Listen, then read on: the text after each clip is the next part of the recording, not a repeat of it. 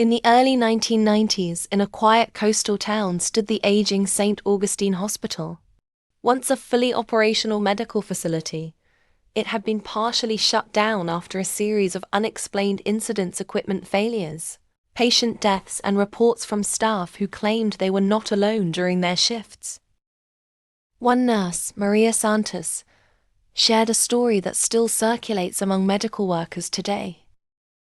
Maria had just started her night shift in the West Wing, an area still in use but rarely visited after midnight. Around 2:13 a.m., while checking patient charts, she heard the faint sound of a gurney rolling down the hallway. That wasn't unusual, except the West Wing had no active patients that night. She stepped out. The hallway lights flickered. At the far end, she saw a figure in a white hospital gown being wheeled by someone she couldn't quite see. The wheels squeaked rhythmically, then stopped. "Hello?" she called. No answer. When she walked down the corridor, the gurney and whoever was pushing it had vanished. Disturbed, Maria checked the security log. No one had entered or exited the West Wing. Her supervisor reluctantly admitted something strange. That corridor led to the old surgical ward, sealed off since 1987 after a fatal fire that killed 3 patients and a doctor. The ward had been locked ever since. Maria insisted on seeing it. When they unlocked the rusted doors, a wave of cold air rushed out.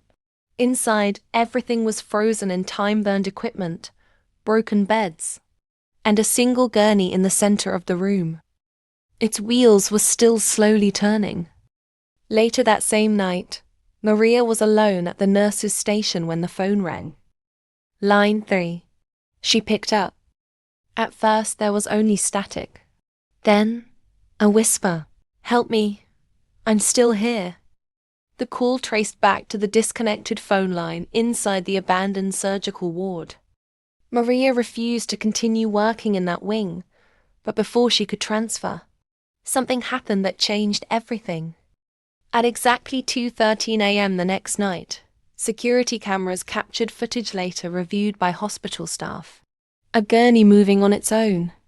No one is pushing it. It rolled out of the sealed ward, down the hallway, and stopped directly in front of the nurse's station. Then, slowly, the sheet covering it lifted just slightly, as if something underneath had moved. But when staff rushed in, there was nothing there. The West Wing was permanently closed weeks later. Maria left the hospital and never returned, but she maintained until her death that what she experienced was real. Even today, locals claim that if you stand near the ruins of St. Augustine Hospital at night, you can still hear the faint squeak of wheels and a voice calling from the dark.